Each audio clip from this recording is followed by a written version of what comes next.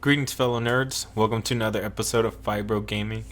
I am your host, Geo the Distractible Gamer, and today we're going to discuss why Fibro Gaming exists. There's a general lack of awareness of fibromyalgia, and even worse, there's those people who believe that it doesn't actually exist and that we're all just simply faking it. There's this idea that we're all pill poppers, just looking for some pain meds.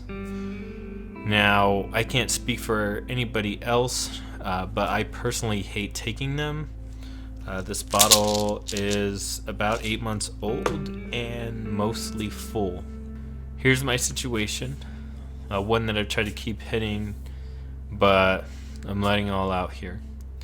I spend most of my day in a great deal of pain that is constant and without relief.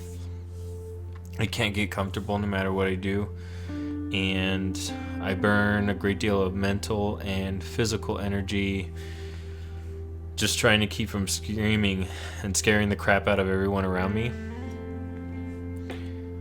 It's not like in a localized area. It's spread throughout my body, my hands, my wrist, my lower back, my knees, my ankles, my feet. Also, the outside of my elbows is starting now. For all the time, all at once.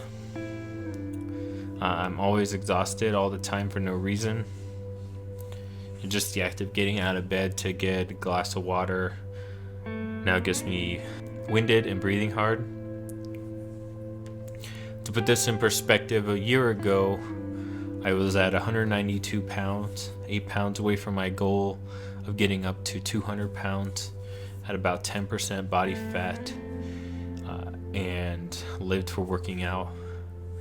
I just tried out for the men's roller derby team, made it. And now today, I'm 32 pounds less, and can only do body weight exercises when the pain subsides enough for me to do physical activity. I find myself more and more having to deal with depression, and not sadness, although there's plenty of that going on as well, but I don't want to eat, I don't want to sleep, I don't want to read, I don't want to play video games, I don't want to watch TV. All I want to do is lie under the covers and stare at the wall for 8 hours. Kind of deep depression. In general, it's always too bright, too hot, too cold, too loud, too pungent.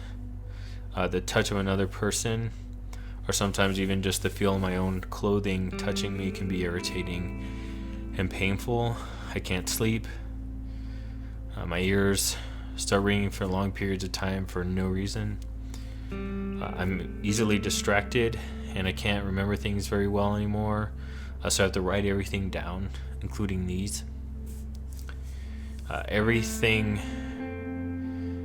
that I do is kind of through this drug filter that's similar to taking strong cold medicine. And sometimes, this is super fun, my brain freezes and reboots, basically your blue screen of death. Doesn't matter what I'm doing, I could be filming or even mid-conversation. And that's just my own particular brand of fibro.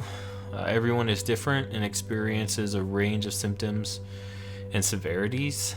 To make things even more fun, the symptoms get worse with stress, which of course, for me anyways, causes more stress. So it's like riding a downward spiral through hell and then past that to whatever is in the basement.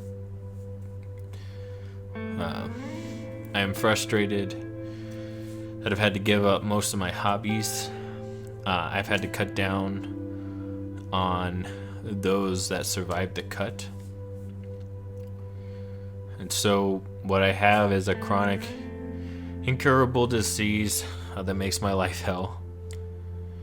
What I need is patience and understanding that I'm going to get sidetracked, that I may not get things out as fast as I'd like, and sometimes I'm going to make mistakes. I'm learning each day how to operate within my new limitations, and I'm not always going to get it right. This disorder affects an estimated 3 to 6% of the world's population, and a little awareness can go a long way. I've decided to use my limited amount of energy and focus on bringing awareness to a larger community, and I'm focusing on the one that's most dear to my heart, the gaming community.